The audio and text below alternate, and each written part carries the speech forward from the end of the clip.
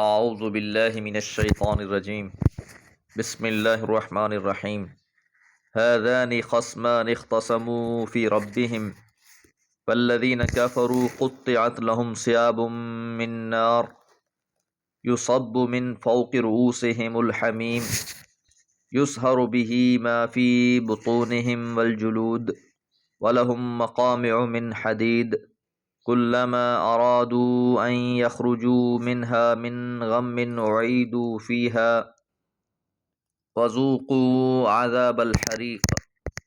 سورہ حج آیات 19 سے 22۔ ہذانی خصمانی، یہ دو گروہ۔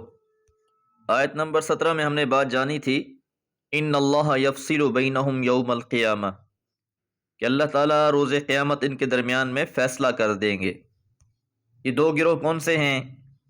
ایک مسلمانوں کا ہے اور ایک کافروں کا ہے۔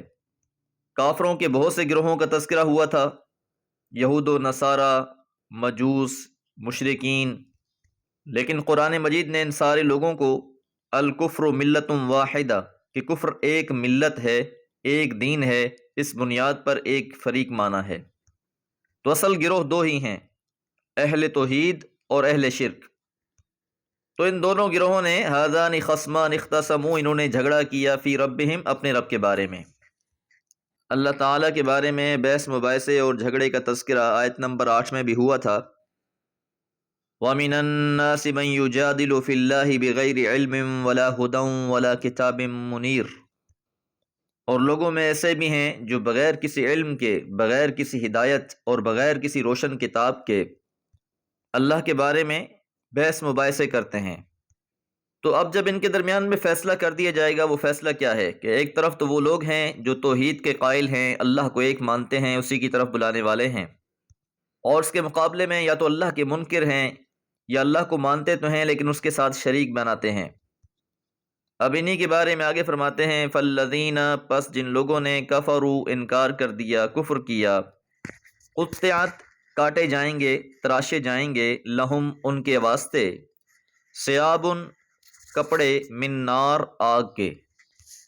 ان لوگوں نے دنیا میں حق کی مخالفت کی، حسد اور بغض کے انتقام میں جلتے رہے۔ اب جہنم میں انہیں ایک خاص لباس پہنایا جائے گا جو جہنمیوں کا لباس ہے۔ یصب، بہایا جائے گا، انڈیلا جائے گا، من فوق رؤوسہم، ان کے سروں کے اوپر سے، الحمیم، کھولتا ہوا پانی۔ سارے جسم پہ آگ کا لباس ہو گیا اور سر پر کھولتا ہوا پانی ڈالا جا رہا ہے۔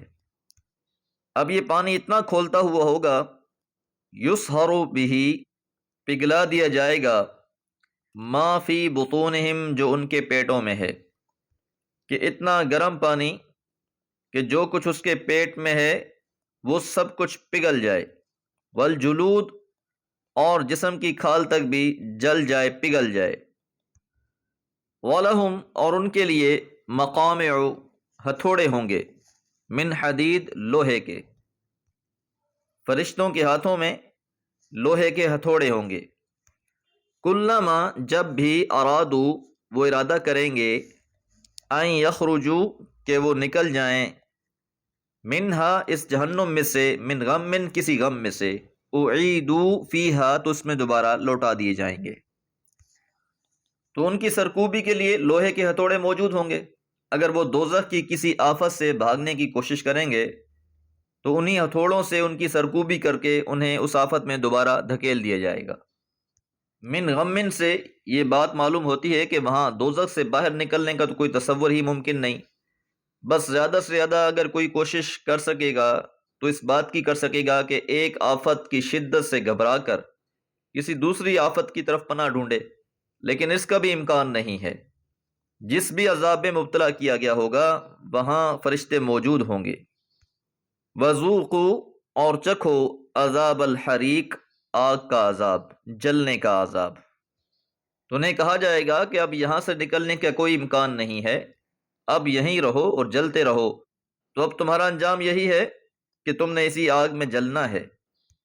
تو یقیناً یہ بہت بڑی ناکامی ہوگی۔ ومن زحزح عن النار وادخل الجنہ، جسے جہنم سے بچا لیا گیا، آگ سے بچا لیا گیا اور جنت میں داخل کر لیا گیا، فقد فاز، پس وہی کامیاب ہو گیا۔ تو یہاں چاہے ہماری دنیا میں کامیابی کے معیار کچھ بھی ہوں، پر آخرت میں کامیابی کا معیار یہی ہے کہ انسان اس مصیبت والی جگہ سے، اس عذاب والی جگہ سے بچا لیا جائے۔ اور جہنم سے پناہ مانگنے کا جو طریقہ حضور علیہ الصلوۃ والسلام نے سکھایا وہ یہی ہے کہ انسان فجر کے بعد اور مغرب کے بعد 7 بار اس دعا کو پڑھے، اللہم اجرنی من النار، اے اللہ مجھے اس جہنم کے عذاب سے محفوظ رکھ، اور جمع کے لیے اللہم اجرنا من النار، اے اللہ ہمیں جہنم کے عذاب سے محفوظ رکھ، وما علیہ الا البلاغ۔